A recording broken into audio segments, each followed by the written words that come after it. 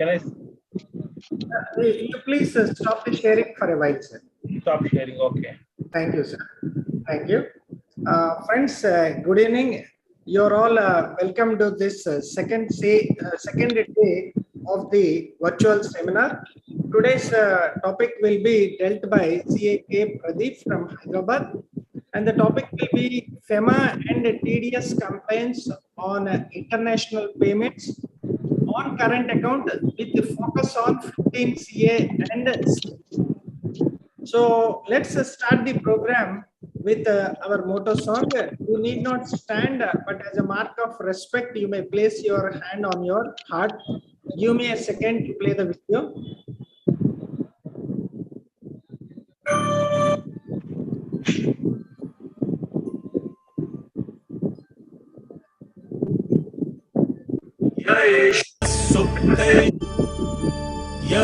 सुप्तेषु जाग्रति येष सुप्तेषु जाग्रति कामं कामं कामं कामंशो पुरुषो निर्विमाणः तदेव शून्यं तद्ब्रह्म तदेवामृतमुच्यते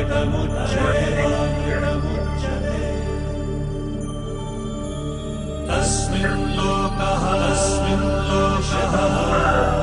शतः सर्वे तदूनात्यपि कश्चन एतद्द्वैता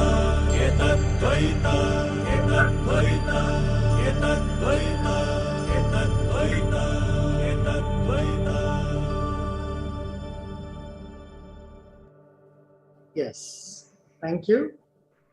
I request CA G. Srinivas Rao to say a few words about this program. So, very good evening, one and all. Welcome to our resource person, Pradeep sir. Thank you for gracing the Vijayawada branch. Friends, as you all know, that FEMA and international taxation has been a nightmare for each and every person.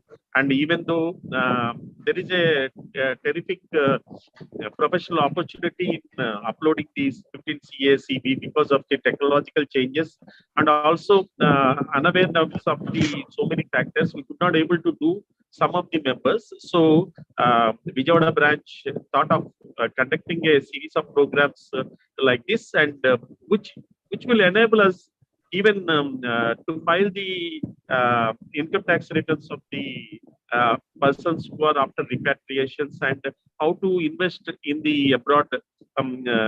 Yesterday we might have been we have learned about from Vivek sir that how to invest in the Indian, the Indians has to be invested in the foreign shares, and has to set up any factory or something like that. Everything has been excellently explained by the Vivek sir. Thank you, sir, Vivek sir. And now that today we are going to how we have to deal with the currencies in the current account, and more focus on the 15 CA and CB and a practical exposure. Thank you, friends. Thank you for registering for this seminar, and definitely it's going to be a value addition to each and every minute. Thank you. And over to Kishore. Yeah, thank you, GSR Garu. Let me say a few words about today's speaker. CA Pradeep Kastala leads the direct tax practice at Hyderabad office of BDO India LLP, the 5th largest accounting firm in the world. He has more than 22 years of experience in direct taxes and has extensive experience in managing complex tax controversies, especially in the field of transfer pricing and international tax. He regularly represents clients before courts, tribunals, and authorities in litigation and audits, and the cases argued by him have been reported in the law journals.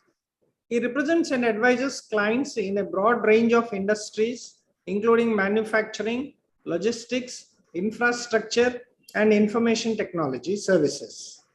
Apart from being a chartered accountant, CA Pradeep is a law graduate from Osmania University. He has spoken at ICA and CIA conferences and published articles with leading international journals. Currently, he is the committee member of International Fiscal Association Hyderabad chapter and a co-opted member of Direct Tax and International Tax Committee of SIRC ICA. With these few words, I hand over the proceedings to CA Pradeep, today's speaker. Sir, it's over to you. Thank you, Ravi Kishore Garu. Thanks, GSR Garu. Thanks, everybody, for giving me this opportunity.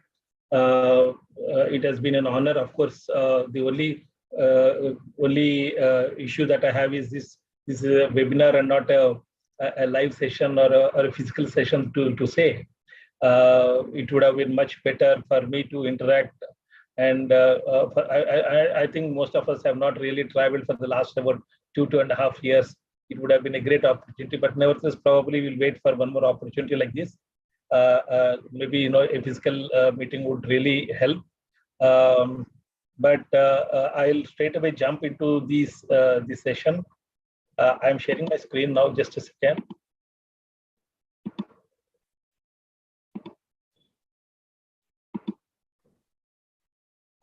Is my screen full screen visible? Perfect, sir. Perfect. Okay. So coming to FEMA and TDS compliances of the current account transactions. Okay, let's understand that it's pretty easy when it comes to current account transactions relating to FEMA.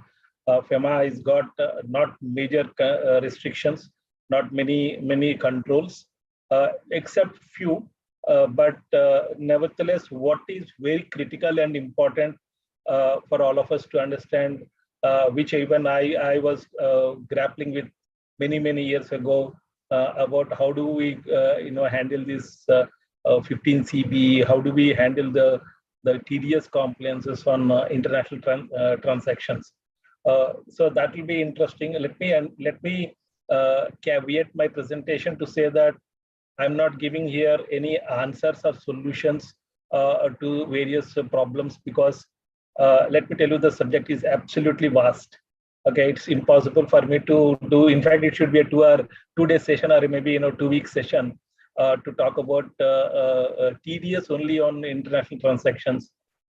Nevertheless, what I've done is made an attempt to give an approach to how do we really comply with the TDS compliances. It's more than I'll try to include some examples in between, but essentially it is when you come across a particular payment, how do you deal with such a payment? How do you handle such payment? What is the step-by-step process we need to look at so that it can be comprehensively addressed, and we'll also look at what is the problem if you disclose inaccurate particulars.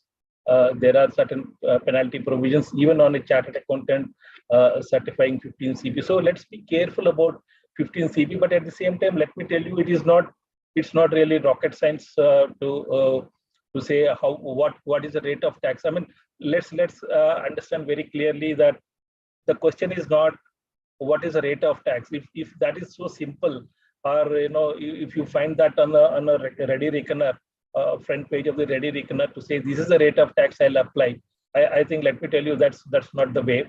There is if you really go deep into the provisions, you will absolutely enjoy the kind of jurisprudence, the kind of courts orders that have come on TDS alone, particularly these international transactions. But before we get into the taxes part, which is quite interesting, let's touch upon what FEMA is talking about current account transactions. I am seeing few. Okay, if there are any questions, you can. How do you want me to take up the questions at the end, or you want to raise them as Sir, it is up to you, sir. Whenever someone posts in the chat box, if you want to answer straight away, it's up to you, sir. Okay. But at the last of your session, we will be giving a chance to the participants to speak by unmuting themselves, sir. Sure. See, I will, if you ask me, I will encourage people to stop at any particular slide, at any particular point and ask me questions. That because I don't want this to be more like a one-way kind of a session. Yeah, somebody was asking a question, I guess, maybe no. Okay, the only problem I will have is that, the chat box will be behind my screen. So if somebody wants to ask a question, just unmute yourself and start talking. And I'll stop there and then we'll take up the question. I gave the permission to all the participants to unmute themselves, sir. But what will happen at times is that someone will log in with voice and unknowingly their conversation will be disturbing the participants and user. We will check for a while. If we feel any issue is there, I will again disable the permission, sir. I will leave it. No problem. Now that the permission is given to all to unmute. Okay. Right.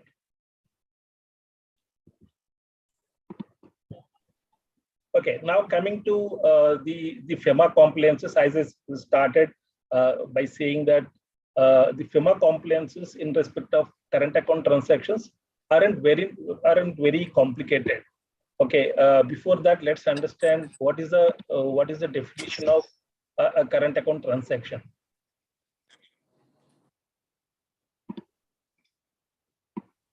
Okay. So a current account transaction means a transaction. So let's understand first some of the important aspects. A current account transaction means a transaction other than a capital account transaction. Now, first understand that there is a carve out, an exception. That means if something is not a capital account transaction, it automatically comes under current account transaction. So we'll also go through the definition of capital account transaction. We have it here. Okay, but before that, let's understand the current account transaction means a transaction other than a capital account transaction, and without prejudice to the generality of the foregoing, such transaction includes. Now, let's understand simply that a current account transaction is nothing but which is a transaction in the normal course of business. In the normal way, let's say you're purchasing, you're selling. Okay. So all these purchases and sales in the normal course of business, and if it is a foreign, it's across the borders. So that kind of a transaction is called as a current account transaction. So payments due in connection with the foreign trade, other current businesses. I'll try to mention some of the important other aspects as well. But let's keep in mind that a current account transaction is other than a capital account transaction and is in the normal course of business. Now, like for example, the foreign trade or the current business, like for purchases, sales, receiving of services, rendering of services, all these are current account transactions. Payments due as interest on loans and as net income from investment. So if you are if there is a payment due on as an interest towards payment of interest on the loans taken as external commercial borrowing, okay, and you need to pay the interest, that interest is characterized as current account transaction under FEMA. Again, remittances of living expenses of parents, spouse, children residing abroad. So all such kind of living expenses, even as an individual. So let us understand that this has got nothing to do with the business. It is if as an individual. Let's say, for example, my children are studying in say US, and I need to spend give money to them. So that's a capital account current account transaction, and it falls under this relatively less controlled current account transactions. Expenses in connection with the foreign travel, education, and medical care as well of parents, spouse, and children, they are also treated as current account transactions. Now, since we also started by saying that a current account transaction is nothing but other than a capital account transaction, let's understand what is a capital account transaction. I think yesterday there was a query, somebody was asking what is the difference between current account transaction and capital account transaction. Now, this is exactly the slide that we are talking about. Now, what is a capital account transaction? Means a transaction which alters the assets or liabilities, including contingent liabilities. For example, there is a bank guarantee given, there is a corporate guarantee given. I'll not get into much more details, but let's say simply a corporate guarantee is to be given. So that is a capital account transaction. So anything other than capital account transaction becomes a current account transaction. So now coming to capital account transaction, it means a transaction which alters the assets and liabilities, including contingent liabilities outside India of persons resident in India. That means a person resident in India has assets, liabilities, contingent liabilities outside India, or flip it, reverse it, assets or liabilities in India of persons resident outside India. Okay, and includes transactions referred to in subsection 3 of section 3. Now this is section 3, subsection 3 is removed, so it has got no relevance. This particular includes this does not have any relevance, but the rest of the things are relevant for the purposes of capital account transaction. Okay, let's move on. Now, the definition of current account transaction is actually inclusive, and any expenditure, as I said again previously, which is not a capital account transaction will be automatically a current account transaction. So it need not be specifically mentioned, but if it is not a so we go to the definition other than capital account transaction. So first check, is it a capital account transaction? Yes, no. Now, for example, I'll tell you one more interesting point here. Let's say let's say a company has purchased goods, some inventory from US. Okay, and there's an invoice to be paid. Now, what is the time limit within which this invoice has to be paid? It is 6 months as per FEMA. Now, what will happen if the time period is lapsed? Now, if the time period is lapsed, the authorized dealer has got an authority to extend it by another 6 months. Now it stops there. Now, technically, unless there is no other financial problems of the Indian company paying this money, unless there is an issue with respect to the service or the quality of the goods by the foreign company, and that is disputed, unless these two broad conditions are not there, if it is, let's say, related parties, now it is outstanding for more than 12 months, let me tell you, that becomes an external commercial borrowing. So you need to be extremely careful. You cannot get into such kind of a transactions where the outstanding will not be paid for more than 12 months, where I have already included a 6-month extension which will be given by the authorized dealer. So you need to keep this in mind. So is everything a current account transaction? Just because something is not a capital account transaction, I purchased goods, is it a current account transaction? Yes, in predominant of the situation, but in certain conditions, it can also become a capital account transaction because it has taken the character of a loan. So let's be clear. What FEMA clearly says is what has to be followed. There is no interpretation that you can built into the FEMA provisions. All the current account transactions are free from restrictions unless specifically restricted by central government. So which is as per FEMA Act or as per the current account transaction rules. If there are restrictions, those restrictions apply. Otherwise, generally the rule is that a current account transaction. Let's say there's an advocate in US. You have appointed an advocate in US to do some report or give some opinion or something. Now he raises an invoice. Now that is current account transaction. It is free. You just have to follow. Under FEMA, there are not many regulations. You need to look at the TDS provisions, and that's a simple payment that you don't have to do a prior approval to RBI. You don't have to route it through you need to route the payment through the authorized dealer, but there is no prior approval that is needed for such kind of transaction. It's in the normal course of trade. Now let's understand what are the restrictions.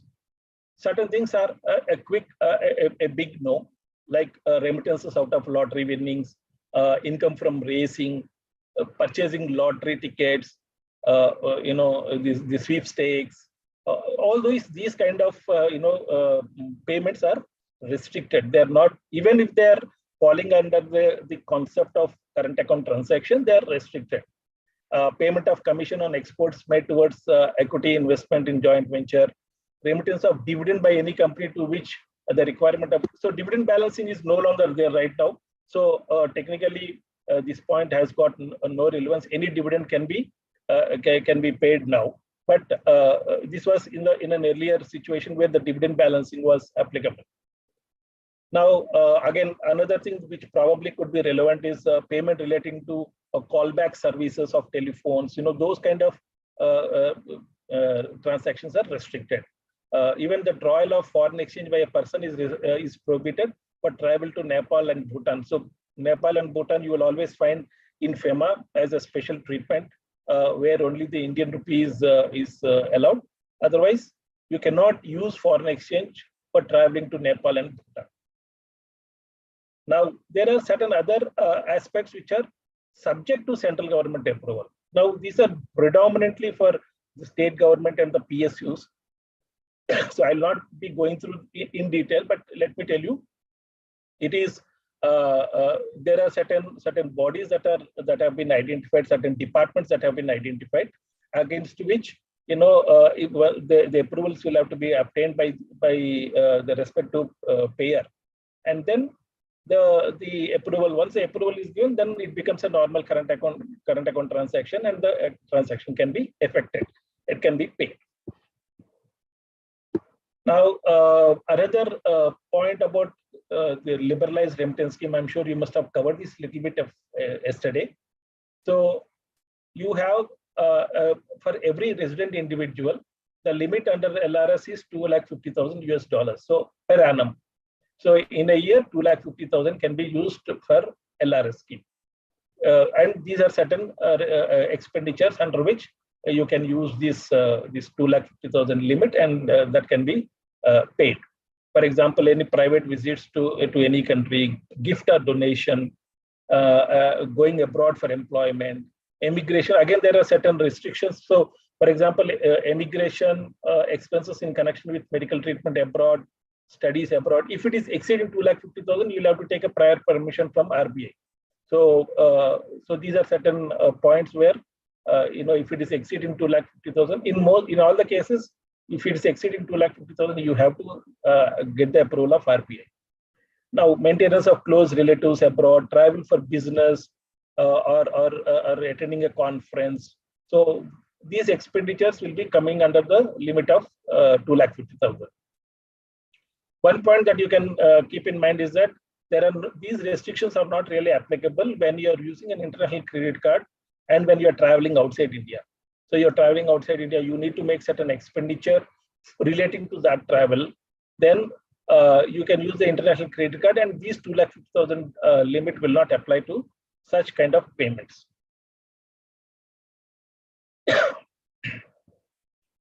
Okay, I'll skip this for the moment.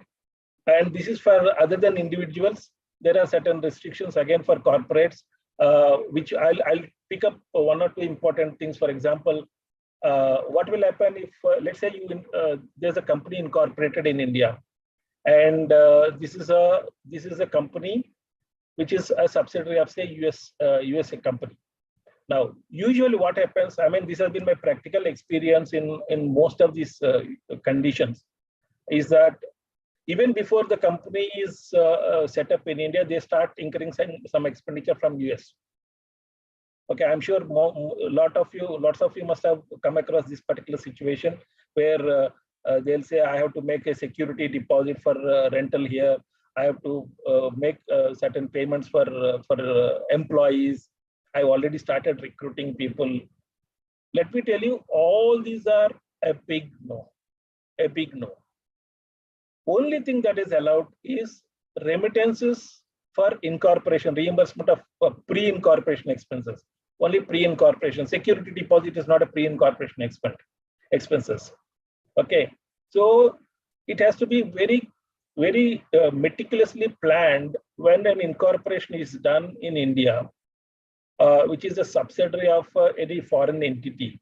And when the foreign entity or the holding company already incurs certain expenditure and then says, I want that expenditure back. So you will have to advise your company, if you are working in a company, or your client, if it is your client, that there are restrictions in FEMA which say that exceeding 5% of the initial investment, or $1 lakh, whichever is higher, only can be done, and that is to be used for reimbursement of pre-incorporation expenses. Okay, now that money, the investment has to come into India initially. Let's say the initial subscription to the memorandum, or up to $1 lakh, whichever is 5% of that investment, or $1 lakh, whichever is higher. That amount can be reimbursed back by the Indian company if the US entity or any foreign entity has incurred on the Indian entity behalf towards pre-incorporation. Only to that extent. That's the only limit that you need to keep in mind. Any doubts on this particular point?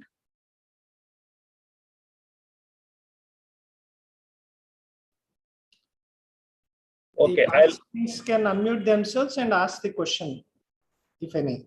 Someone has posted a question in the chat box, sir. I will read it out for you.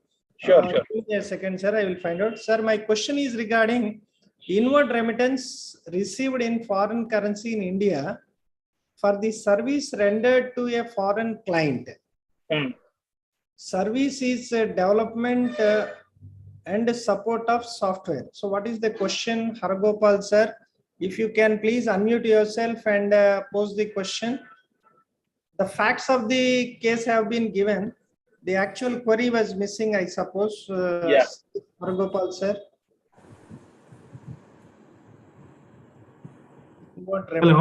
Hello. Please go on, sir. Please go on. Good evening. Balance portion of my question has not gone transferred. The question is, when we have to give that declaration to the bank, when we have received that remittance in India, under what number, FEMA category we have to mention to the bank? So this, you yourself are saying this is service, right? Yes. It is for services rendered. Services rendered, but there is a big list of that, FEMA, this one services of different categories, which will not have any impact on the export formalities. No. So you're talking about Form A2. Inward remittance. Correct. Yeah. Oh, sorry. You're talking about inward remittance. Okay. Yes. So if, see, when there is an inward remittance which is coming, okay, you are only going. What is the documentation that you will give to the bank? You will give your invoice. Invoice and contract. Invoice and contract. Yes, okay. Sir. Now, against which the foreign party is making the payment. Correct. Now, how in the world you will give a code to that, because it is based on the contract. Your code and all will come when you are making the payment. Okay, see, for that, generally for that export, proof of export and all these things will be required in normal exports. But in case of software, you need only FIRC, the foreign inward remittance certificate. That's all from the bank. Correct. So bank is asking because there are different categories of supplies made under FEMA. Correct. There are a number of big list is there, no? One Correct. is suggested to us is that software not requiring the certification from that export agency. Like that is something is there. No, I will not be able to comment on that very specific what kind of code and all. Okay, but what I can tell you is that it is even the banker will be knowing these particular codes. Point number one. Okay. Secondly, it's not. So when something is coming in, okay, the categorization of such an inward remittance, as long as you get the proper FIRC. See, when in your FIRC, yes, you need to get the name of the party paying the money. Correct, First, correct. you need to get the foreign currency, FCY, the foreign currency in which the money is coming in. Okay, I send that. What is the category that has been suggested to us? I will send that in that chat box. You will be able to see that and respond on that. Sure, you say you will take it offline. Definitely, you can send. I'll share my email ID. You can always send that. Okay, instead of keeping you wait on my chart itself, I will send that one and kindly help me. Okay, sir. Yeah. Thank you. Bye. Pradeep sir, this is Martin Selvaraj speaking. Hello. Yeah, please. Sir, did I hear you just before this clarification? You said that the initial capital by the foreign entity can be reimbursed. Did I hear you properly? No. Not initial capital. It is only the pre-incorporation. I'll take you to the presentation. Okay. It is only the pre-incorporation expenses. There will be certain pre-incorporation expenses which will be incurred directly by the foreign company. What has happened? We see, this is our practical experience that we have seen. What happens is the US company. Let's say I'm taking just the case of an US company. It can be a German company also. Let's say the foreign company wants to set up their business in India. That is the first thought. Okay. Now, what do? They'll think that, okay, I can start the business there straight away without any concern, without any entity being set up in India. I can straight away do that. Now, okay. So they can do that provided they understand the implications of a permanent establishment under the Income Tax Act. Okay. Okay. So usually what we tell them is that don't do business directly in India, because it can expose you to a permanent establishment and resultant income taxes in India. Okay. That is the reason you set up an entity in India. That is the reason a lot of these back offices are set up. Now, to set up that, what will they do? They will first come, they'll send some person to India. He'll go around, he'll identify a premises to be rented. He'll say, I like this place, I'll send the deposit. Now that fellow will be sitting on the foreign company's head to get the security deposit. Okay. What they will do, they'll immediately send that money. That is a big no. That is a big no. Okay. You cannot do that unless you set up the entity in India, and then you can do the rest of the things. You send equity to Indian company, and from there you give deposits, you do the rest of the jobs. Okay. So it is not for investment or return of the investment. It is for reimbursement of pre-incorporation expenses. So any consultant fees and all that for pre-incorporation, that can be reimbursed? Yes. Okay. Okay, I've seen one more query here.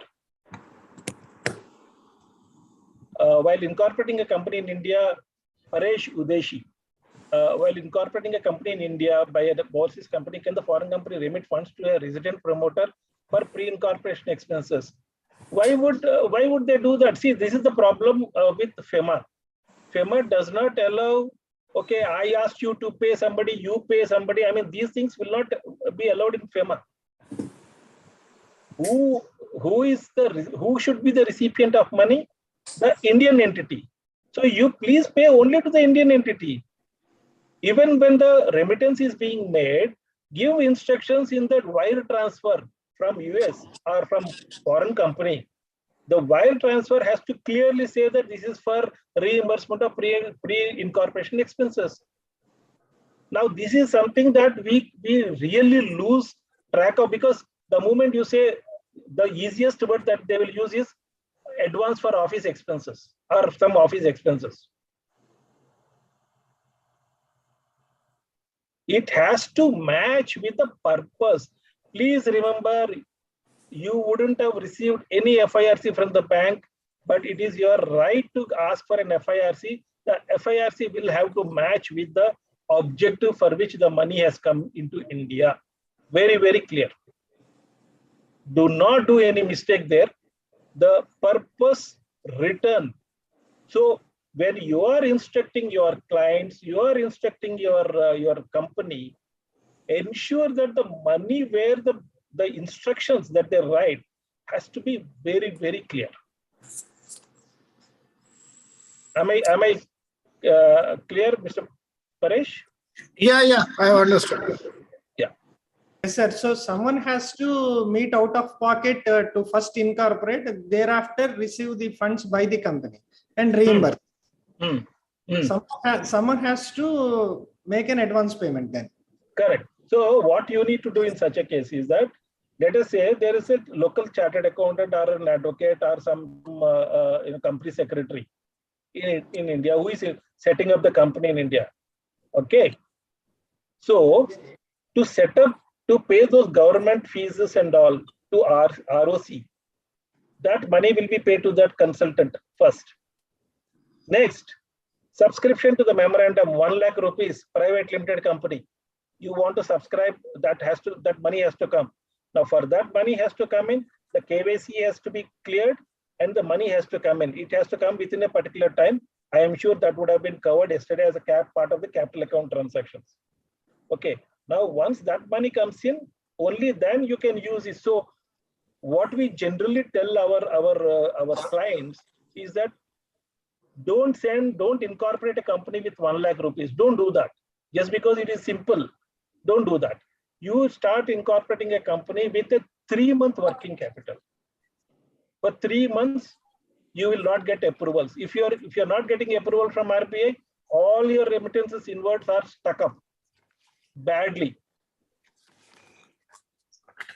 Okay, let me also keep a tab on my timing. Okay, I'm so sorry if I'm going a little bit slow, but let me tell you, these are some of the, and let me tell you, FEMA is such a beautiful subject that everybody should practice FEMA in my view. It has a lot of potential and a lot of issues need to be clubbed along with income tax. Only then, including even GST for that matter. Only then you will get a comprehensive view about how to do what.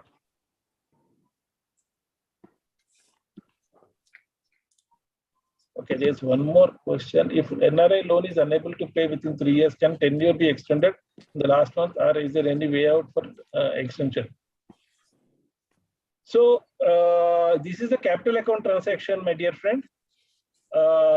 If there is, we'll take it up separately. Let me not mix up with the current topic on current account transactions. But there are certain conditions, and you can do an extension, or you can convert that into equity. We'll take it up separately. I'm coming to the TDS compliances. Now, again, let me start by saying that my idea is to not give you the knowledge about what is the TDS rate I have to apply on a particular payment. No, that's not what I'm trying to attempt here. Because if you look at, let's say, websites like itatonline.org, I'm not sure if anybody is going through that. It's a simple free to view website. You can see all the judgments and all. If you just simply type the controversies on TDS on international payments, let me tell you, you will get huge number of litigation on this. It's not that simple. So my effort is to tell you how to. Sorry, somebody. Yeah, I think my attempt will be to tell you how to look at these various provisions. Okay, and then the step-by-step methodology to issue. Let us say, if you are a chartered accountant in practice, how do you issue 15 CB? Or if you are a company and you're part of the company or you're in the finance and accounts department, how do you tackle 15 CA? Okay, now the foremost section that we need to keep in mind when it comes to withholding taxes. So there's a payment that is being done, which is a current account transaction, okay, and it is being made to a foreign party. Foreign party can be a related party, unrelated party, it can be anybody. So where do you go to withhold taxes? Which section? The first section that, okay, Mr. Martin, I think we'll take it up separately because this is a capital account matter. We'll definitely handle it separately. Now coming to 195. 195 is a section under which TDS is to be deducted or withheld when a payment is being made by a person from India to outside India. I'm putting it in very simple terms. It is much beyond. Now, I'll just read out this particular section. Let us understand. Any person. So it starts with any person responsible for paying to a non-resident. Now, person means it can also include a non-resident. It can also include a resident. It can include a domestic company, LLP, partnership, individual, anybody. Any person responsible for paying to a non-resident, not being a company or to a foreign company, any interest, I'll skip that for a moment, or any other sum chargeable under the provisions of the Act, not being income chargeable under the head salaries shall, at the time of credit of such income to the account of the payee or at the time of payment thereof in cash or by issue of check or by draft or by any other mode, whichever is earlier. So credit or payment, whichever is earlier, deduct income tax thereon at the rates in force. So if I start reading this section, it's so confusing to me because it doesn't tell me what is the rate I have to withhold taxes. Like I have 194C, 194J. It's not that simply written here. So my problem starts, where should I, okay, I come to a section, but now where do I go next? How do I go next? Now let's understand, I'm not reading the rest of the things for the sake of simplicity. So let's understand that any amount being paid to a foreign party, okay, it can be on capital account transaction or current account transaction, anything, because the word used is any other sum chargeable under the provisions of this Act. Now, what kind of capital account transaction will be chargeable under the provisions of this Act? Capital gains. So what one kind of capital account transaction which will be chargeable is a capital gains. So even if there is, let us say, a capital asset purchased, okay, keep in mind that TDS has to be deducted under 195 when the payment is being made to a non-resident or to a foreign company. Okay. Now, for the removal of doubts, it is hereby clarified that the obligation to comply with subsection 1, which is what we just read, and to make deduction thereunder applies and shall be deemed to have always applied and extends and shall be deemed to have always extended to all persons resident or non-resident, whether or not the non-resident person has any place of any residence or place of business or business connection in India or any other presence in any manner whatsoever in India. Technically speaking, let us take a case of a non-resident to payment to another non-resident.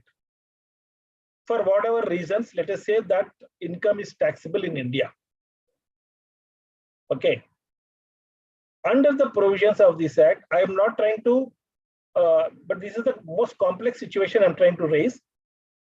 If a non-resident, let's say a company is there in US, there's another company in Germany.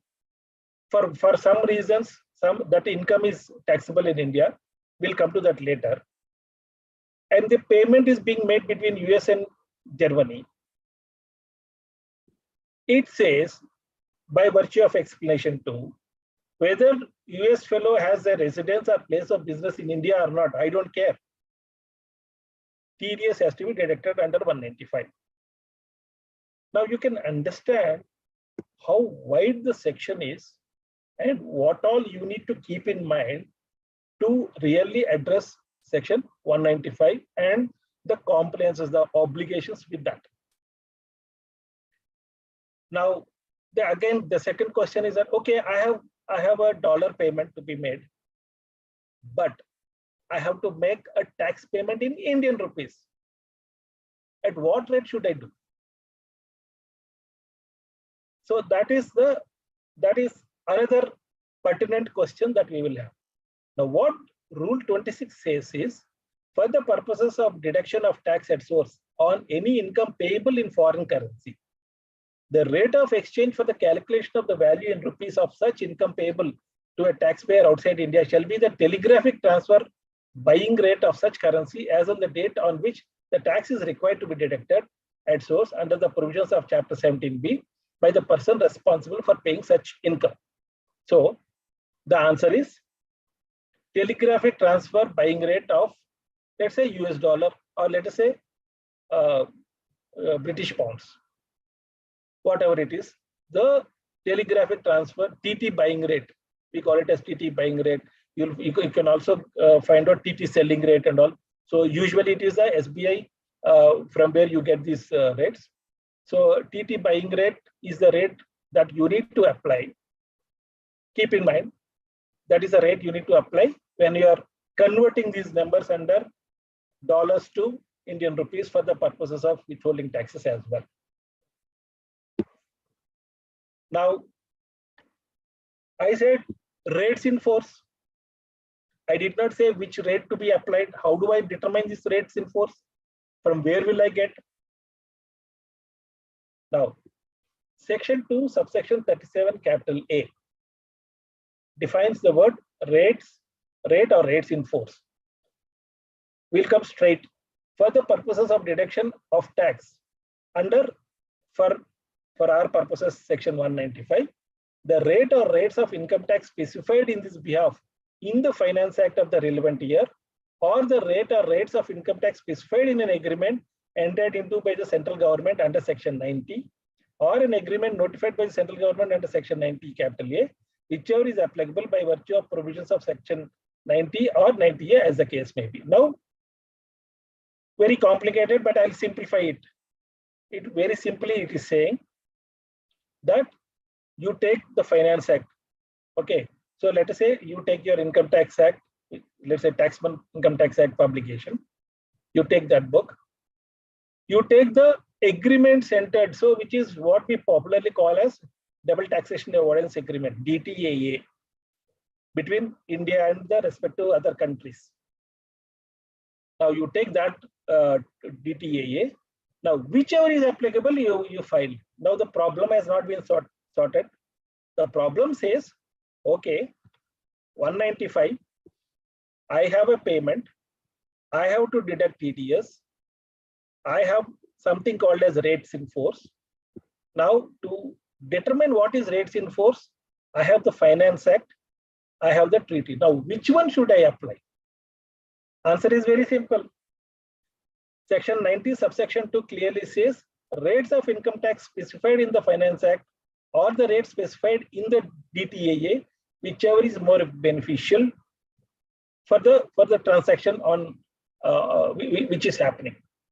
Obviously, the payer and the payee, both of them would select the lower rate. Am I right? So now at least we got some solution. We have 195. Now we have rates in force. For rates in force, I have to go to the Finance Act, which is nothing but your Income Tax Act as amended. So Finance Act, after the amendment, after it is receiving the assent of the President, that becomes a Finance Act. You take the Finance Act, you take the treaty between India and the respective country, whichever you take, you compare the sections, you compare the section from the Act, you take the article from the treaty, you compare these two, whichever is lower, you apply. Now, is it so simple? Probably no. Before I get into other aspects, let's understand what is this Form 15CA and Form 15CB. earlier, before these forms came in, it was a simple reporting to RBI, which was there. Now, to capture all the data of withholding taxes, literally all the data of withholding taxes, the forms have been introduced. Now, what is the form 15CA? 15CA will be filled up by the taxpayer. Taxpayer in the sense, let's say your client or whoever is making the payment, to the foreign party. That entity or that person will fill up form 15CA. Now, who gives form 15CB? 15CB is given by a certified chartered accountant. In our case, the CA himself will give the 15CB. Now, if you look at rule 37BB, I have tried to put that rule 37BB in a flowchart kind of a model. Pretty simple. I'll just take you through 37BB. Now, first of all, we need to understand, is the remittance taxable? Okay. Now, I'll go back to 195 again. It again says any sum chargeable under the provisions of this act. Suppose some provision, some payment is not chargeable under the act. What will happen? It means it escapes the provisions of 195 and no withholding tax is applicable. Pretty simple. Am I having any questions here? No. Okay, somebody is asking about soft text forms. Okay, Mr. Naragopal. Okay. Yes, Ankita, please ask your question.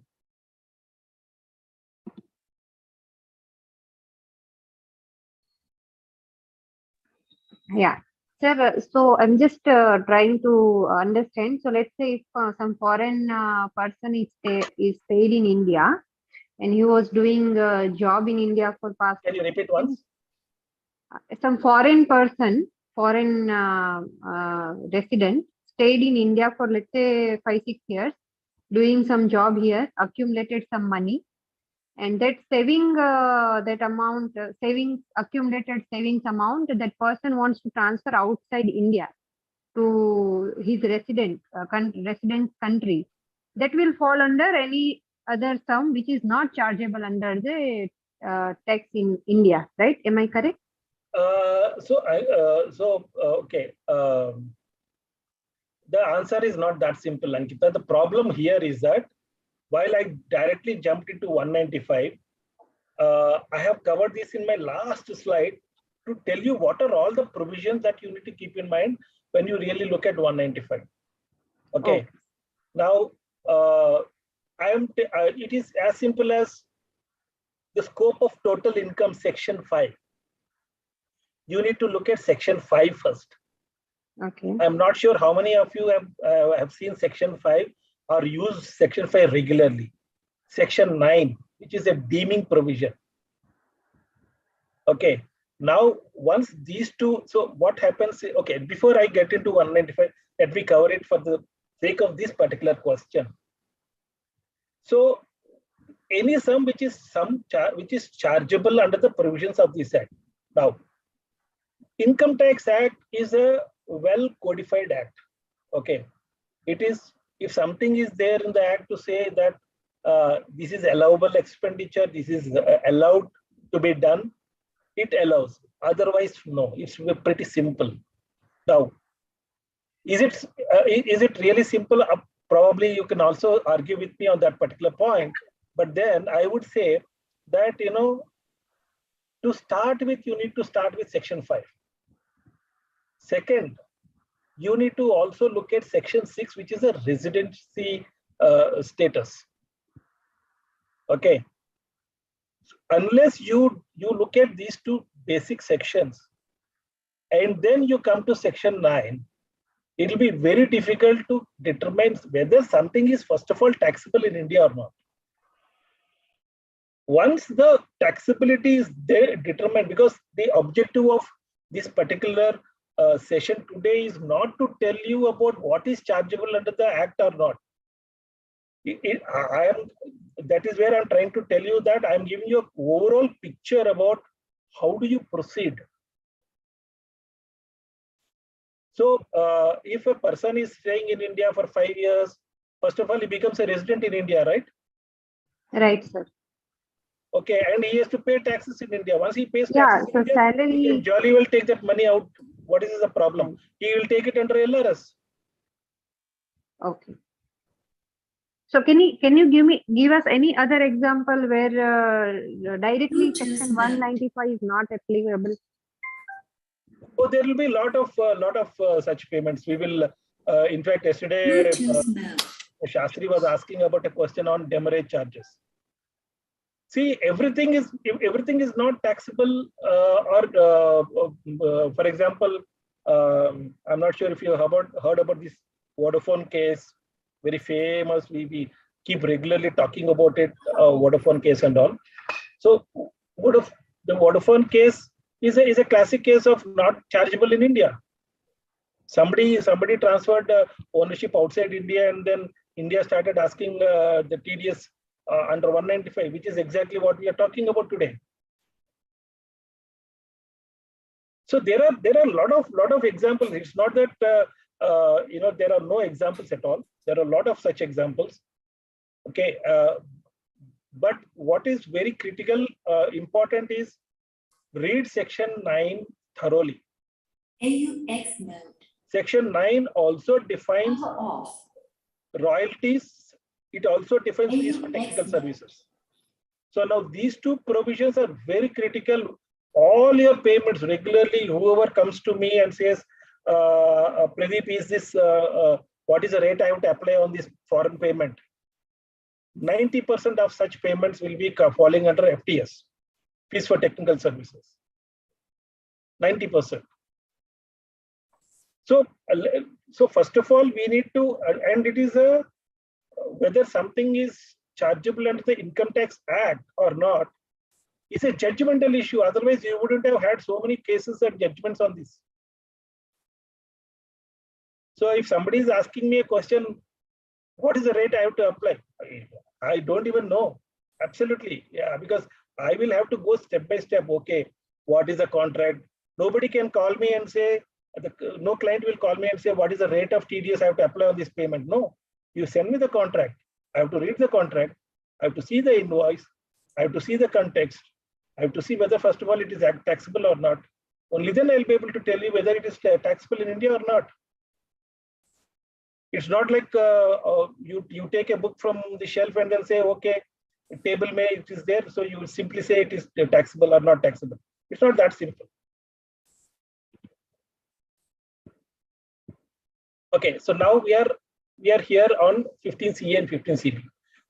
Now, for Rule 37BB clearly says certain conditions, and there are 4 parts of Form 15CA. Now, where are all those 4 parts to be used, under which conditions? If you follow this particular chart, you will be clearly able to understand. First, let us understand whether this remittance is taxable. Let me tell you, most of your problems will be here, which I conveniently avoided because that itself is a different topic altogether. Now, once something is taxable, when let us say we have concluded that, okay, this income, now how do you say something is taxable? You go to Section 9, which is the Act, first of all. Then you look at the treaty. You look at the treaty, you look at the Act. We also talked about this particular point where we said rates of income tax specified in the Finance Act or the rate specified in the DTA, which is more beneficial. So if something is not taxable under the treaty, that means it is zero tax. Once it is a zero tax, there is no tax to be applied, which is more beneficial. Section 90 subsection 2 clearly says this.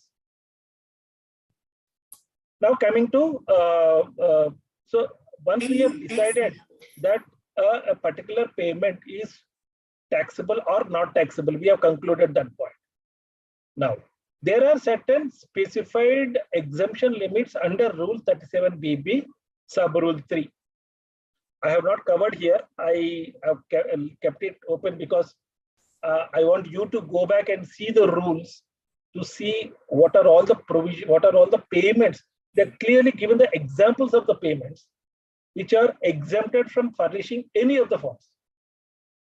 So if the even if let us say that remittance is taxable, then you go to this particular line. But if let us say it is not at all taxable, and if it is covered under the exemption limit, simply you do nothing, no 15 CA, no 15 CB, you go to the bank, give your forms, covering letter, A2 form, give the invoice and ask them to make the payment, simple. Now, if, sorry, okay. Now let us say if the remittance is taxable and some leeway, some respite has been given for small payments. Now what is a small payment? If the payment is less than 5 lakhs in a financial year, okay, in a financial year to a particular party outside India, the payment is less than 5 lakh rupees, then you have a particular lesser responsibility. You only file form 15 CA Part A, and there is no requirement for 15 CB. You don't have to go to the chartered accountant to get the 15 CB. Are we clear up to this Part A? Now, let us go to the next. What happens? Now, let us understand this 195 and 197. Now, 195 subsection 2 and subsection 3 talk about applying to the tax officer by the payer in one case and by the payee in another case to say that there is a lower withholding tax which is applicable than what is there in the provisions of the act or the treaty because of certain conditions. It usually comes when there is a PE, when there is a permanent establishment issue. Okay, I have not covered 44 DA for a very specific purpose here because that again becomes a lengthy discussion. So when a foreign party has a presence in India, a virtual office in India, or any kind of PE exposure in India, they have to pay taxes at the net, on the net basis. That means the total income from India minus whatever expenses they have incurred in India, the balance will be taxed at 40% plus surcharge plus cess. That's how the exposure to PE would be. We will cover this particular point again subsequently in one of my slides. So if let us say because of the high expenses, the tax rate of 40% will be too much, what does the payer or the payee do? They will go to the tax officer and say, look, this actually a lower rate of TDS is sufficient because there is not much of profit here, and this is what the rate of tax, effective tax rate would be. So please give us a lower withholding tax certificate. We also do that in 197. We apply to the tax officer. Whenever it is domestic, we apply it under 197. So if a certificate like that is given by the tax officer, then let us go to the flowchart again. Remittance is taxable. Answer is yes. Payment is more than 5 lakh rupees. Answer is yes. The certificate is given by the tax officer. Answer is yes. Then you simply fill up form 15 CA Part B. 15 CB is not needed. 15 CB is needed only in one case here, where the certificate is not, there is no lower withholding tax or a nil withholding tax received, but the payment is more than 5 lakh rupees and the income is taxable in India. Only in such case, 15 CA Part C will be filled and 15 CB will be issued by the chartered accountant. Coming to, if let us say the remittance is taxable, but the payment is less than 5 lakh rupees, Part A only will be filed. CB is not needed. So it is pretty simple. If you look at this, there are only 3 conditions: taxability, then 5 lakh rupees, which is the small payment relief, or a certificate. Now, if these 2 basic conditions are there, of course, once we cross this, if these 2 conditions are there, then if this condition is not there, but if it is more than 5 lakh rupees, only then you come to 15 CB. Otherwise, you don't issue 15 CB. Only the taxpayer will have to file, or the payer of the money will have to file Form 15 CA respective parts. Now, also keep in mind that 15 CA and 15 CB have to be electronically and digitally signed.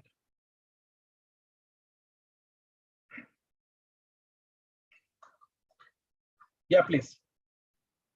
Yes, sir. So practically what happens is, even though 15 CB is not applicable, bankers are not allowing the remittance. This is what we have experienced. I spoke to one of the bankers from SBI, and he said that I know that 15 CB is not applicable, but you have to give because our auditor is not accepting.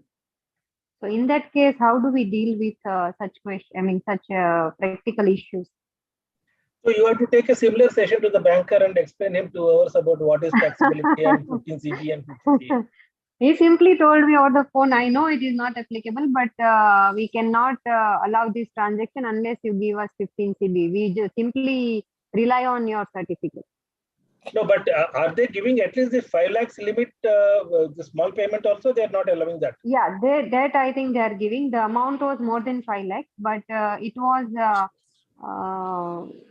was not taxable. But still they insisted that we have to give 15 CB. Because their auditors are objecting.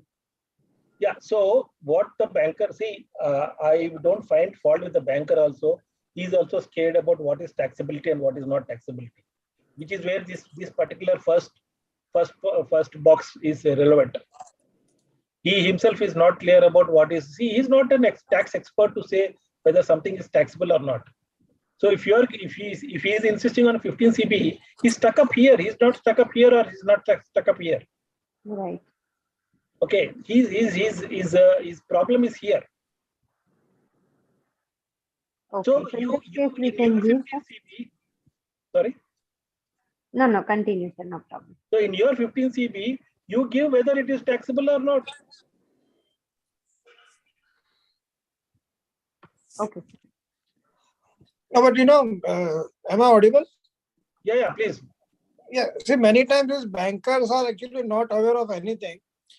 Recently for the remittance for a service received in India or received outside India, they are even insisting that you give a certificate from a chartered accountant that you have received the services. Received the services? Yeah. For example, say there are some export sales and there is a export agent outside India. So we are giving them export commission. Or many times there are some samples which they need a technical testing outside India. So then the samples are sent outside India for the testing, and then they give us the testing report. And then we submit the report to the buyer, and then they accept the goods. So when we are remitting towards those technical services also, which are rendered outside India, they want a certificate from a CA that this material was tested by them. Now, how can a CA certify such things? See, sometimes you need to put your foot down to the bankers also. See, the problem is that bankers think that, a chartered accountant certificate would absolve them from all their, responsibility. Yes. Answer is no. Answer is no. I'll tell you, I have seen a lot of such cases where the FCGPR is not properly filed by the company, and they have not received it, or they have received it, but they simply acknowledge it. Some clerk fellow will acknowledge it and keep it in his desk, and it is not forwarded to the RBI. There are a lot of such. In fact, instances. we debated where is such a RBI mandate where you are asking. So what they say is that is our internal bank's guidelines. RBI is not involved. So they go to that extent, these bankers. So, and ultimately then it's okay, we issue it somehow, but there should be some models where even the bankers are aware as to when a certificate is required and when a certificate is not required. Yeah. Okay, so there are a couple of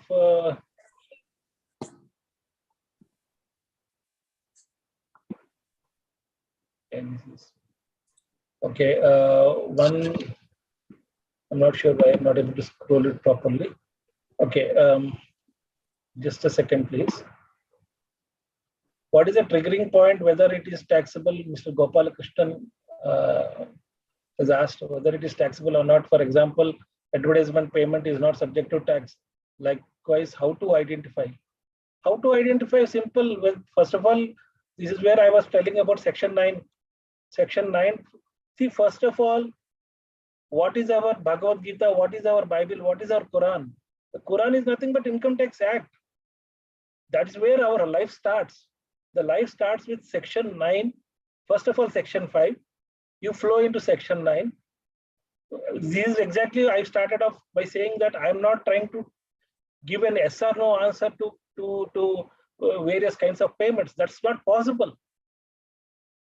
In certain conditions, something can be taxed, something cannot be taxed. So to answer the question whether advertisement is outside India, so whether it is subject to tax, so you cannot really say like that. For example, if that advertisement somehow is directly connected to a PE in India, what will happen? When you go through the checklist that I'm going to discuss about, what is the checklist that you need to follow, you will understand the importance of certain declarations. What is you need to research further about what is meant by permanent establishment. While that is not topic for the day today, otherwise PE itself will take some other huge time for us to discuss about. Bankers are not aware why they insist. They insist on 15 CV Pareshi for everything. For no reason, they'll ask for every document and certification by the CA, as if CA is where the whole thing stops. When Indian companies receive software services from other countries while applying DTA, there are two articles mentioned. One article says if other country had business outside India and no PE in India, it will be taxed in outside only, outside India only. Yeah, so if there is a PE, then you go to business article, other business income article. If there is no PE, then you come to FTS.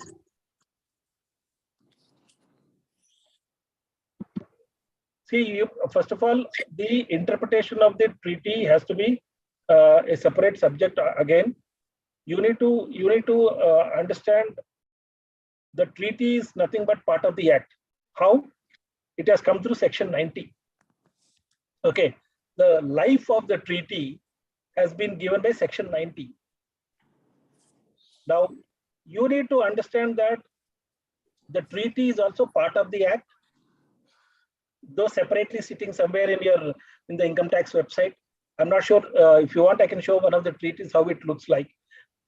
You need to read the treaty article by article, one by one, top to bottom, including things like most MFN clause. We call it as MFN clause, most favored nation. So there are it's a complete subject altogether. So which article to apply? Judgmental. It's simply judgmental. So the simple rule of which article to apply, the direct article will first apply. Only then you go to the general articles. And again, another rule is that if suppose if it is something is fitting directly into the one particular article, and that article says that it is not taxable at all, it doesn't mean that it will go to the general other sources article. No, it stops there. So let's understand that I urge all of you to read one particular treaty top to bottom. one simple, maybe America, USA or UK, anything that you like. One simple treaty, top to bottom, you will understand it is part of the act. Coming to TRC, now what is meant by TRC? A tax residency certificate. Now, what is the relevance of a tax residency certificate? Tax residency certificate is nothing but to tell that a particular person, it could be an individual, company, partnership, or anybody, is a resident in a particular country. An SSC not being a resident in India shall obtain TRC from the government of that country or specified territory of which the SSC claims to be a resident, which shall contain the following particulars. So a TRC is what they have to apply in their country and give it to the Indian entity who is making the payment. So TRC is very, very, very critical. Now, what is the TRC saying? Name of the SSC, status, nationality, country in which they are resident, SSC's tax identification number, residential status for the purposes of the tax, period for which the certificate is applicable, address of the applicant for the period for which the certificate is applicable. Now, these are the points that need to be covered in a tax residency certificate given by the government of that particular country for purposes to be recognized as a valid document in India. So Rule 21 AB clearly mentions that these are the contents. These should be the contents of a TRC. It will not exactly in the same order. The order can be different, but ultimately the Indian government wants this particular information. Sir, is it mandatory to obtain it from the tax authority of that particular government, or from the letterhead of the company is sufficient? No, it will be given. It is mandatory. So, for example, if in Dubai there is no income tax at all, I mean, they say there is Dubai gives TRC. UAE gives. Okay, sir. Okay. And even the TRC issuance time limit is also like in US, they told me that they will be taking 45 days minimum time. Then the transaction will be stuck, right? No, Ankita, the problem is in US, they have been very slow during the COVID time. Okay. But earlier they were giving, so it's a call that needs to be taken when somebody is certifying 15 CD. Let us say the company has been regularly giving TRCs. Now they have applied for TRC and gave you that acknowledgement that we have applied for TRC. It is yet to come from the US IRS. Okay, so that's a judgmental call, whether you want to rely on it or not. Okay. Now, what is the relevance of TRC? If the TRC is not there, the treaty benefits are not given. Yeah. I mentioned this particular point. The rates of income tax specified in the Finance Act or the rates specified in the DTAA, whichever is more beneficial, that beneficiality is gone if the TRC is not there. And a Form 10F is a self-declaration by the non-resident. So that is a simple form. Every company gives that. Every person gives that Form 10F, and that has to be insisted. So again, your natural question could be, okay, we are asking TRCs for other countries, from other countries. What about India? So in India also, there is a process. An SSC being a resident in India shall, for obtaining a certificate of residence for the purposes of an agreement, make an application in Form 10F to the assing officer. So the assing officer will give the certificate in Form 10FB. So this is also there.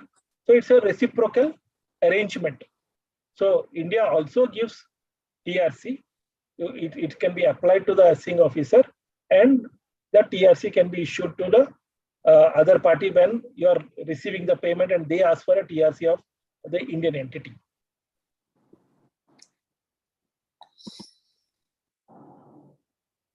Okay, there is one question here.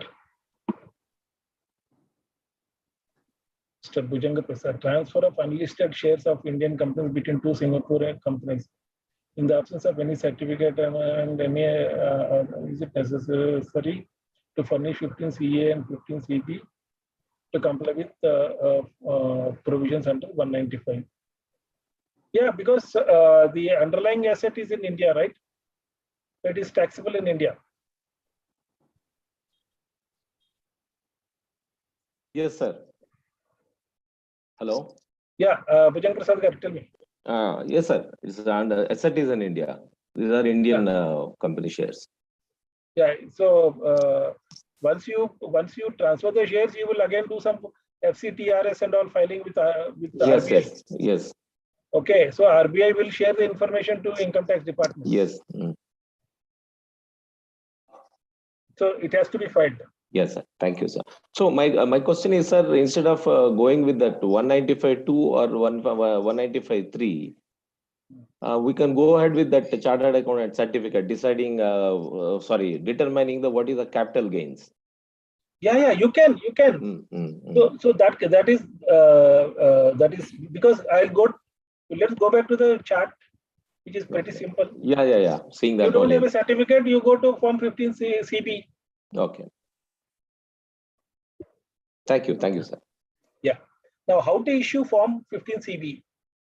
So this is probably particular for chartered accountants in practice. Now, you need to obtain the underlying agreement of the contract. So there will be an agreement whenever there is a transaction, you'll get the agreement. The invoice or the debit note being paid, transaction details and correspondence between the parties. You need to understand. See, it is not simply correcting documentation. You need to understand what is the nature of payment, what is this being paid for. TRC and Form 10F, which is mandatory. Details of payee's tax identification number in the country of residence. Subsequently, return confirmation from the payee, that is the recipient of money. What is the purpose of this particular payment or remittance? And it does not have a PE in India, so no PE declaration will have to be given by the recipient of money. And he is also a resident of that country, be it US, be it Dubai, whichever country. And wherever it is applicable, the 195.2 section certificate or 195.3 relevant certificate will have to be given wherever it is obtained. Again, as we said, the TT buying rates, you need to get the TT buying rates also. We spoke about this at length before. And any other relevant disclosures for the purposes of the transaction have to be. So this is all the documentation that you need to collect and put it on record.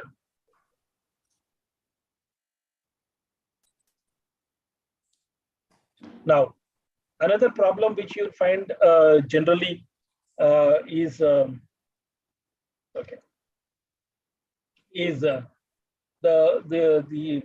payee will say, okay, I don't worry about, I don't bother about your taxes. You pay your taxes in India. That's not my problem. But you pay me the net amount. I'm sure you must be coming across this issue as well. Now, 195 capital A talks about grossing up of taxes. In a case other than that referred to in subsection 1A of 192, where under an agreement or other arrangement, the tax chargeable on any income referred to in the foregoing provisions of this chapter is to be borne by the person by whom the income is payable. Then, for purposes of deduction of tax under those provisions, such income shall be increased to such an amount as would, after deduction of tax thereon at the rates in force for the financial year in which such income is payable, be equal to the net amount payable. So in a nutshell, it says you please gross it up. Okay, so let's go back to our chart again. Okay, you have identified that this is taxable. You have also identified what is the rate of tax, taking the treaty or the provisions of the act, whichever is more beneficial, you take that. Then you come to grossing up and you start grossing it up. How do you do that? Suppose, let us say the payment to be made to a non-resident is $100. Okay, and the TDS rate is 10%. So the gross amount would be $111, out of which $11.11 will be collected as TDS. Again, the conversion, you go back to the buying rate, buying TT rates. Now, Sir, one question about grossing up, sir. Hello. Yeah, please. Sir, this grossing up has to be done multiple times. They say, is it required, sir? Again and again, because just one grossing is not enough. I mean, whenever the Indian entity is paying the tax on behalf of the foreigner, this grossing up has to be done multiple times. Is it correct or wrong? No, it is. No, I am reading the section for you, right?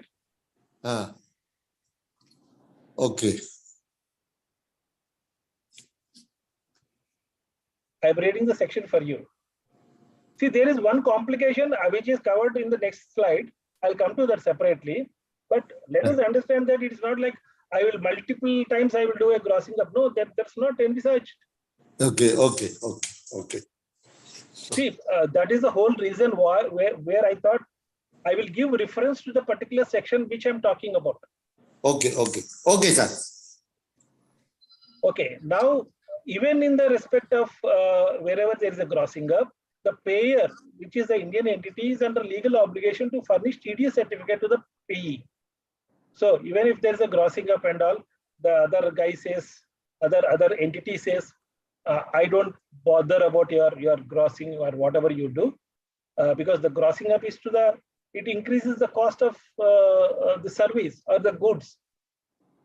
So that is for the Indian entity to bear the expenditure, but still the obligation to issue TDS certificate, you have to issue whether the other guy takes it or not.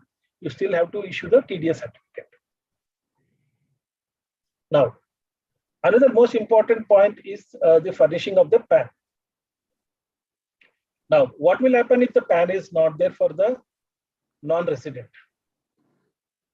Now, any payment which is going out of India, where the TDS, where it is taxable, where it is subjected to tax in India, the person receiving it has to obtain a PAN in India. So PAN obtaining is mandatory. And if the PAN is not available, is not obtained, in most of the cases they don't do that, Section 206AA will apply. What is Section 206AA? Notwithstanding anything contained in any other provisions of this. So this is a non-abstentive clause.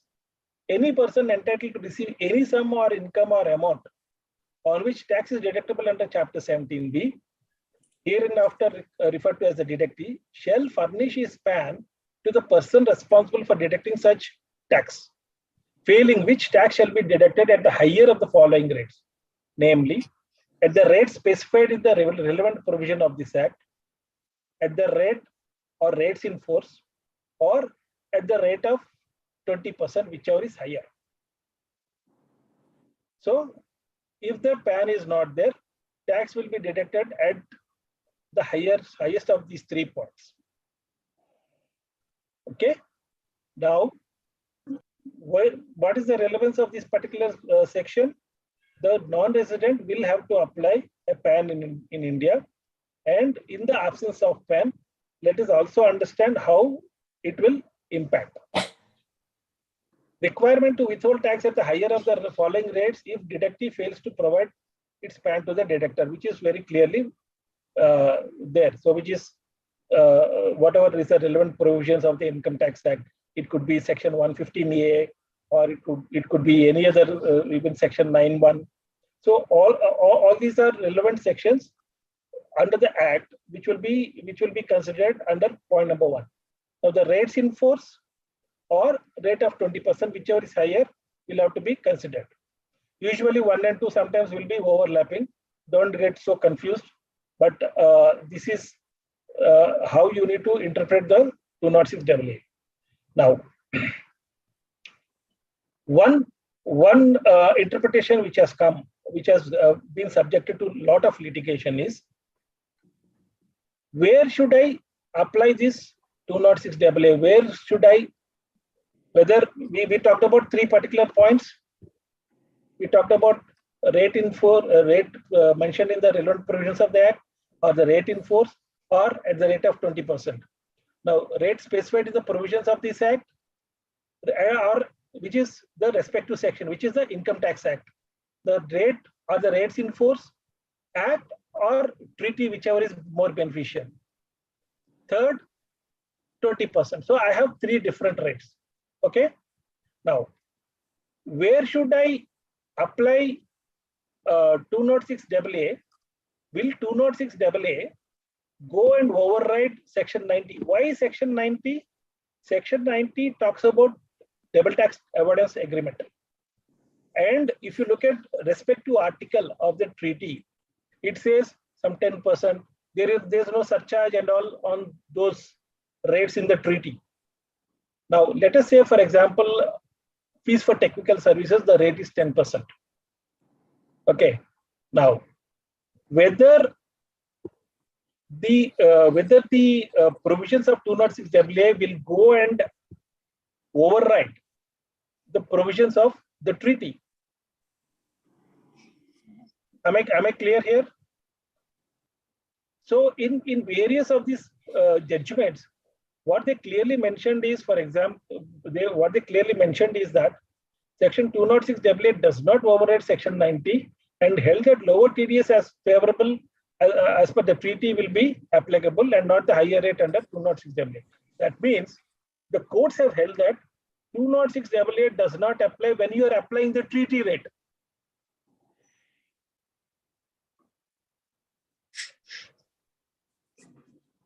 Any doubt on this particular point? But sir, it is practically it is advisable to have PAN card, right? Even though we are applying DTAA rate.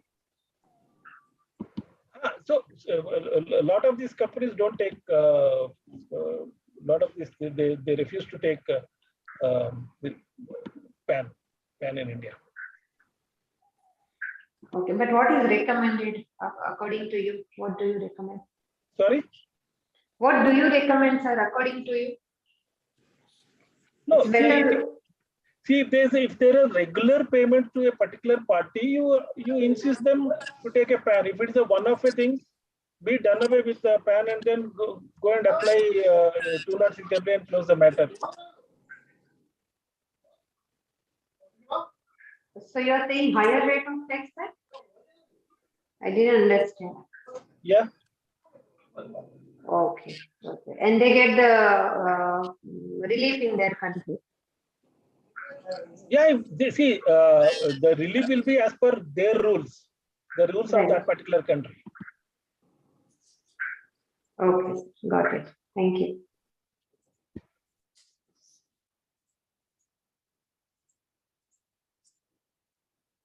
Okay, there is one question by Mr. Mohan Reddy.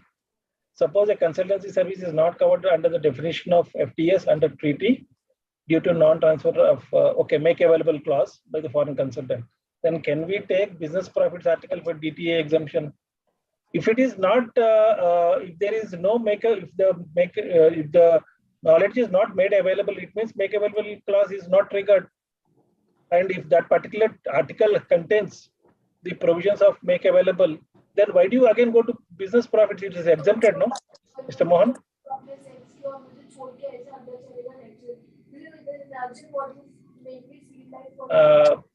I'm not sure if Mr. Mohan has heard this.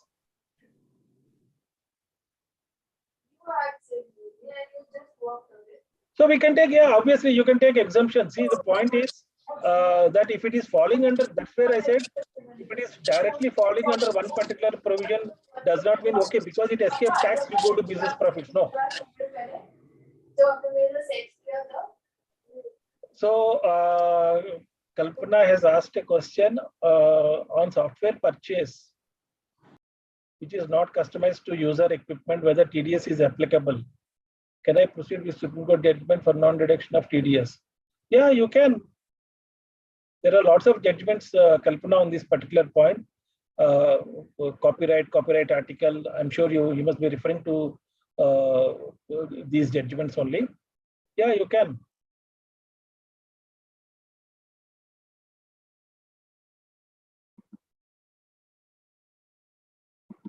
Yeah. Now, whether surcharge or education cess on maximum rate of 20%, where do you apply the surcharge and education cess? So when you are evaluating 206AA, the surcharge and education cess do not go to the treaty provisions, because that is the maximum rate the treaty has mentioned the rate. Okay, it is only applicable on other limbs of 206AA, which is the point 1 and point 3. Okay, we will for a moment we will park this aside. So how do you gross up and all? These are the complex issues. Let's go to the relaxation of 206AA. So 206AA, there are certain relaxations, particularly under Rule 37 BC. 206AA shall not apply on the following payments to non-resident deductees who do not have PAN in India, subject to deductee furnishing certain information. What is the information? Name, deductee's address, a certificate, the TRC, the certificate of his being resident from the government. Because if you look at the TRC contents, all the TRC contents of the contents of a TRC will mention about what is the residency, what is the period for which the residency is being considered, the address. So all the issues that mentioned are here are covered under the TRC. So if it is a TRC is available, then the relaxation from 206AA is available in respect of interest, royalties, fees for technical services, dividend, and payment on transfer of any capital asset. So now, just to summarize, okay. Now to summarize, what are all that I need to look at to issue a Form 15CB and to comply with the TDS provisions? Let me tell you, you have a host of sections, host of rules. You need to look at the various court judgments. You have we talked about 237A, rates in force. We talked about Section 5, which is scope of total income. Section 6, which talks about residency status. 9, which is a deeming provision. 44DA talks about where there is a PE in India, where a foreign company has a PE in India, then it is taxed at a net basis, that is in its income from Indian operations minus expenses relating to such operations, and on the net it will be paid, it will be subjected to tax as a foreign company operating in India. Section 90 we talked about. We briefly mentioned about Section 115A, which talks about tax rates on FTS, fees for technical services. We also talked about 195, 195A, 206AA. So let me tell you, when it comes to TDS provisions, there are this host of things that you need to keep in mind. And the chart that we spoke about is very, very relevant. You need to understand this chart clearly, and you need to understand, you need to first cross this particular hurdle.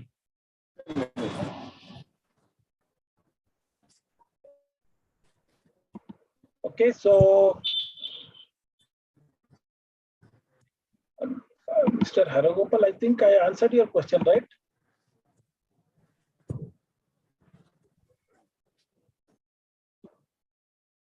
Okay, we'll take it up separately. We'll about FIRC and all. I guess you were asking about that. Okay. So while it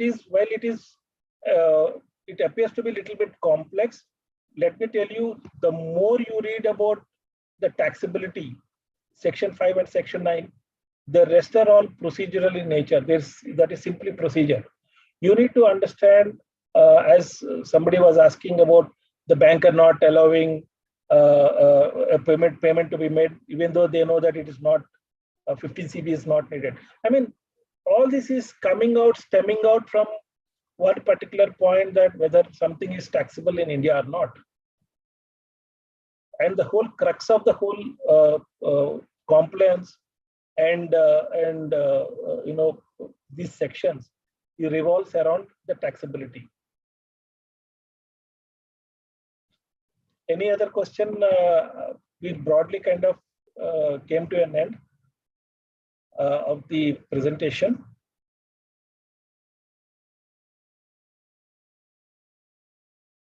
Any question that anybody has? So, sir, if nobody has question, then I'll ask.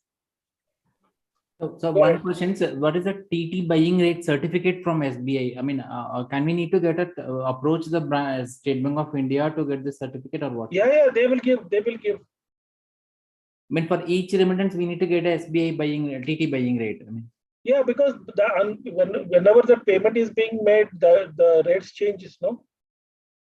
Can we not take it from the websites? I mean, like a ONDA or RBI websites?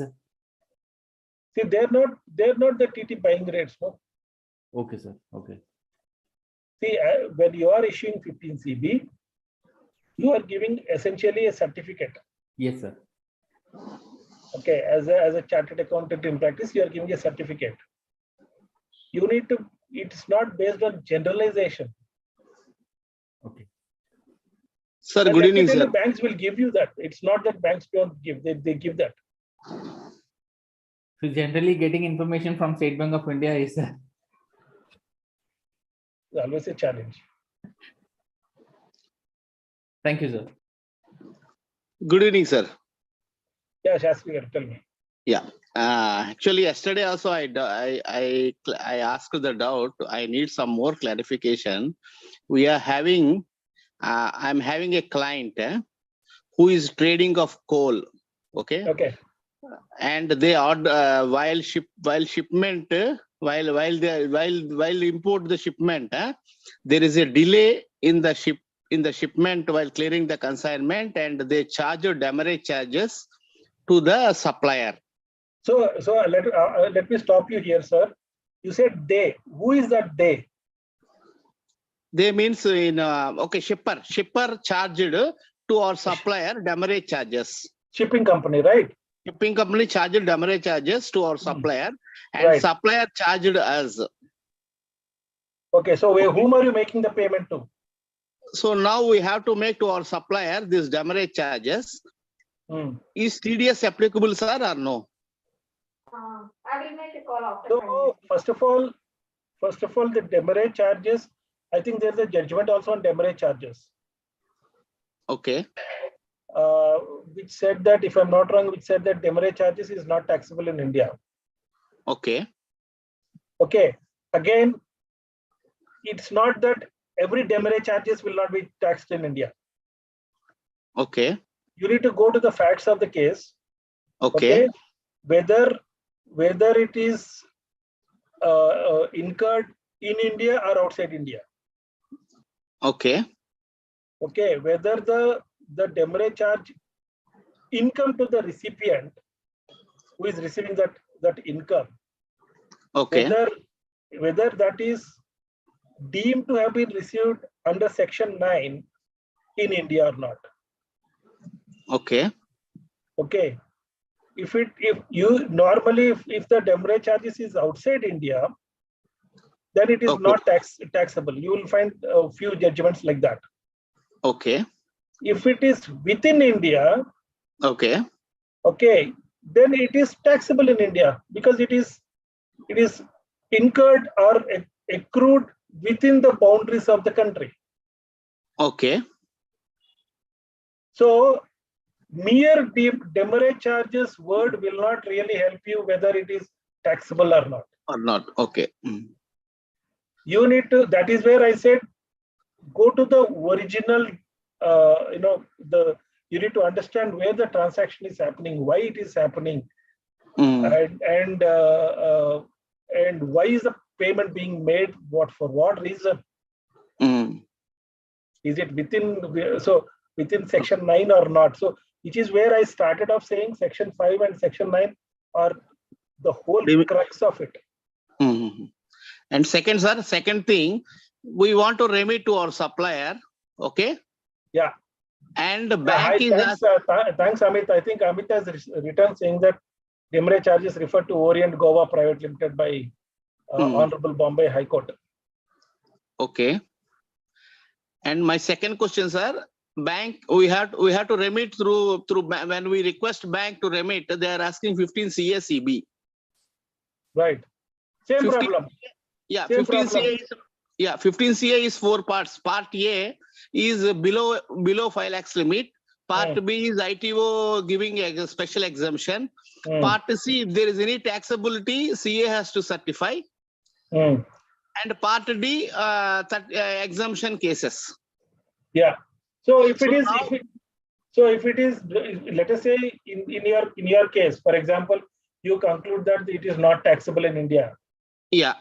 Okay, and then the banker is still insisting on 15 CB.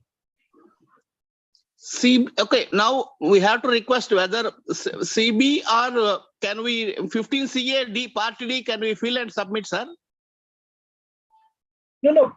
See, just part C. If you are filling it up, obviously it has to be attached, followed by 15 CB also. Yeah. Right. Yeah. Because the banker is not sure whether it is taxable or not, he is asking 15 CB also. Yeah. Okay. In your 15 CB, you give all your reasoning to say it is not taxable and give a nil certificate. Okay. That is better, sir, or part D, if we will part D, there is no requirement of chartered accountant certificate, like that can we do? If it is part B, see, if it is part B, you need 195, no? 195 part D. Part D. Yeah.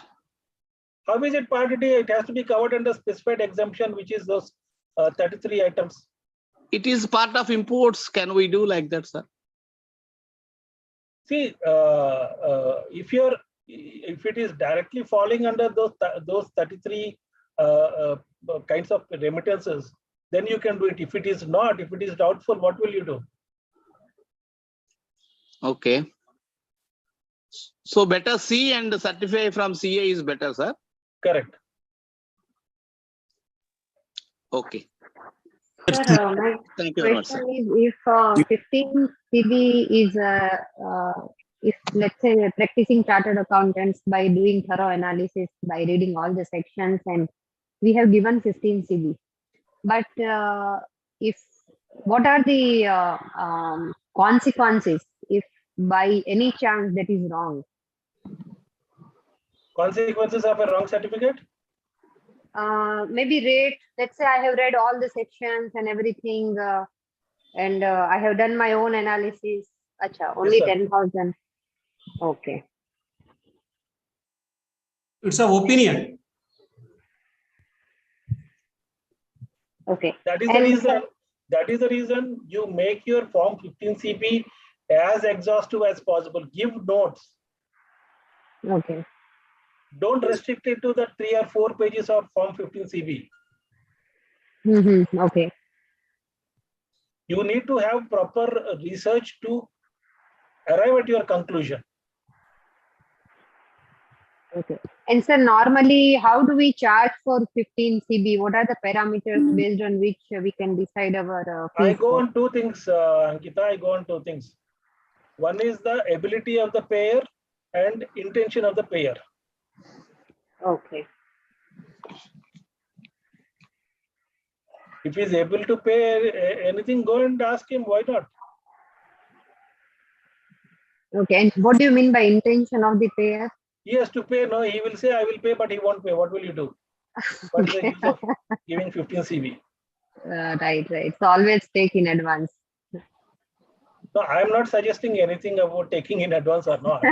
I am saying it's a relationship between a service provider and a client. Right. Okay. But essentially, I am trying to say that this amount of work needs to be appropriately compensated. It is not such a simple thing. Don't certify for 500 rupees and 1,000 rupees. Don't do that. Right, sir. Right. But the competition is very high, sir.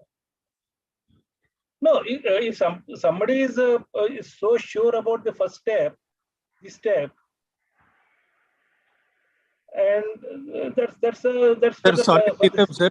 The earlier doubt, is the shipping company a Indian company or is it non-resident? I just wanted to know, sir, to understand better. Mr. Shastri Garu will have to give that answer, I think.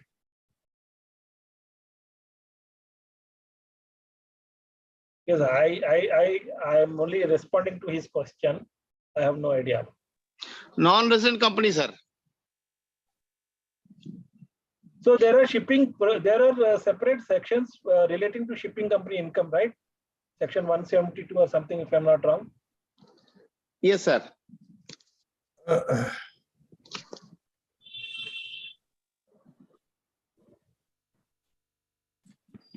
So how come it can be a direct payment to that non-resident, sir? We are giving the payment to the supplier, and we can ask for, and supplier is mentioning in his invoice some additional amount. So whether it be demurrage charges or anything, I mean. That is where I'm asking the complete facts need to be documented. You need to understand whom you are making the payment. What is the purpose? What is the nature of payment? That, I mean, you need to accept, and you cannot simply say demurrage charges so not taxable. I mean, it will be very difficult to conclude that way. Yes, sir. To add to that, there is an Ahmedabad tribunal case wherein the demurrage charges are directly paid to a non-resident shipping company. Then 195 provision is not applicable, as the non-resident shipping company is chargeable separately under section 172. Yeah.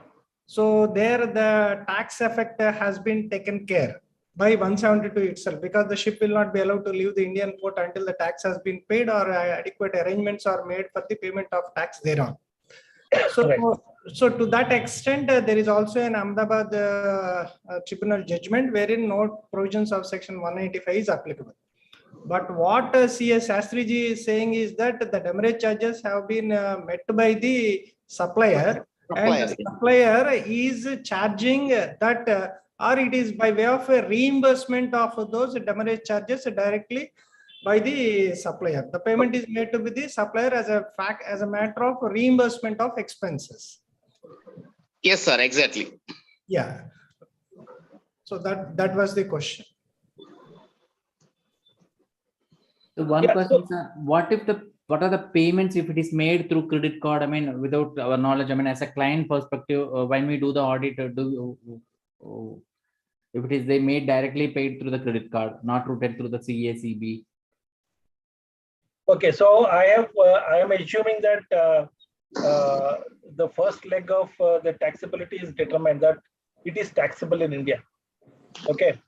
Now, if I assume that there is a payment that is made that is taxable in India, and that has been made through a credit card, right? Is that the question? Yes, sir. Yes, sir. Okay.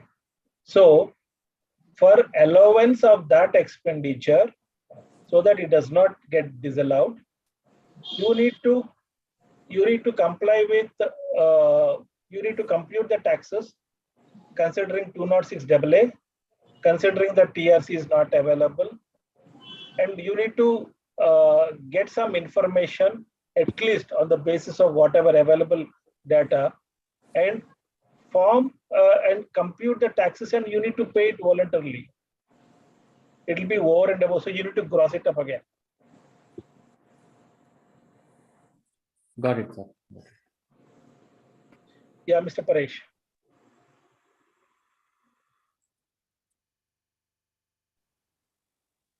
Paresh, your hand is raised, you are on mute.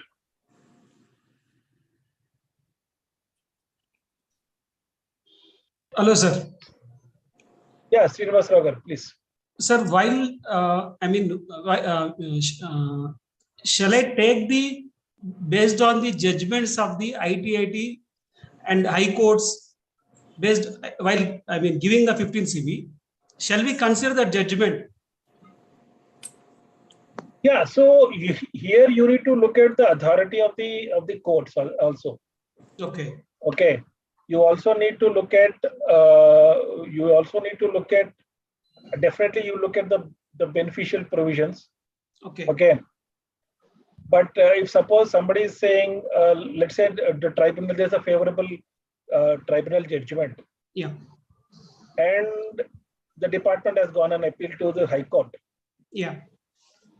There are cases, there are judgments to say that mere admission of an SLP in the High Court does not mean that the matter has been admitted.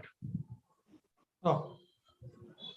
So you need to look at the hierarchy of this authority. Okay. And then take a view. Thank you, sir. Thank you. Yeah. Good evening, sir. Yes, Sunil Kumar. Yeah, sir. With respect to my question is about the claim of the tax what we deduct in India. Now, assuming that the remittance is taxable and non-resident company doesn't have a PAN in India, and we are applying 206AA or a lesser rate, and we are filing TDS return here. Yeah. In this case, how does the I feel that the foreign company forego the benefit of double taxation. Is that right, sir? Because we don't file the return with the PAN of the foreign company. So no, see, like for example, India has rules for claiming the foreign tax credit (FTC). Okay. So when it comes to whether the foreign entity can claim credit in the respective countries, is certainly not in our jurisdiction to understand, because it is very difficult to understand the other countries' regulations. Secondly, most of the cases they would get it. But again, there would be a lot of conditions. There could be a lot of conditions. Okay, I am not aware of the other side of the story. Neither did I address any such other countries' tax provisions. Because issuing the TDS certificate, like if they have a proper PAN, we can issue a certificate if they ask for, and then they use it for claiming the TDS credit while filing their income tax. I mean, this is the usual procedure what we follow here in India. If they don't have a PAN, I think they lose the right of claiming the double tax credit. See, okay, I have no comments on that, whether they would get the credit or not in their country. Okay. It is for their consultants to bother actually. Okay, sir. Okay, sir.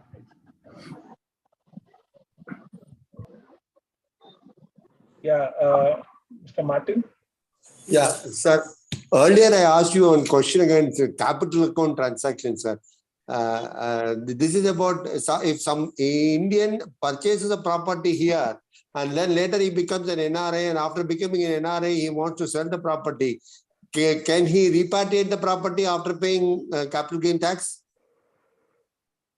Yeah, he can. Property is purchased with Indian source. No, property is purchased with Indian source. Yeah. He is a resident in India. If I'm understanding your correct question. No. Later he has moved to NRI. He has moved abroad. He is now abroad. He is now abroad. Yeah. He is an NRI. Okay. Now he wants to sell this and take back the money. I'll have to check that point, but whether he can remit it under LRS is what we need to review it. Okay.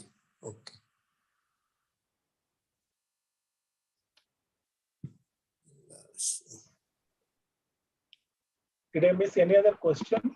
Yes, sir. I think we have ran out of the queries, sir. Okay. And also we ran out of time also. So exactly the queries got exhausted by the time it's 8 p.m. So, so I think we can conclude with your permission, sir. Shall we? Yeah, sure. Please go ahead. Right, sir. Thank you. Thank you very much, sir. Pradeep, sir, for your exhaustive presentation. And the one feature of yesterday and today is that the PPTs are designed in a very nice way. So they look attractive. So we should appreciate definitely from on behalf of Vijayawada branch, I should appreciate the speakers for the excellent preparation and the efforts they have put in for preparing that that quality of the PPTs. Definitely it will be useful, sir.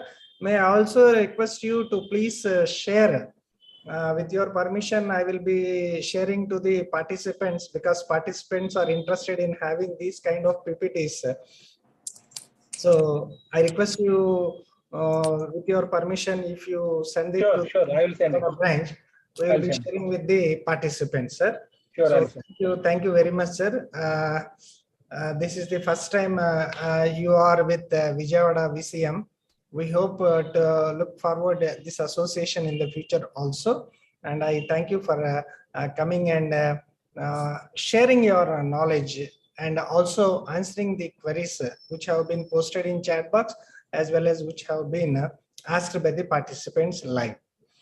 Friends, I also thank all of you for your active participation, and I request all of you to be there for tomorrow's VCM also, which will start at 6 p.m. sharp. For now, good night. We'll sign off and see you tomorrow. Good night. Thank you, sir.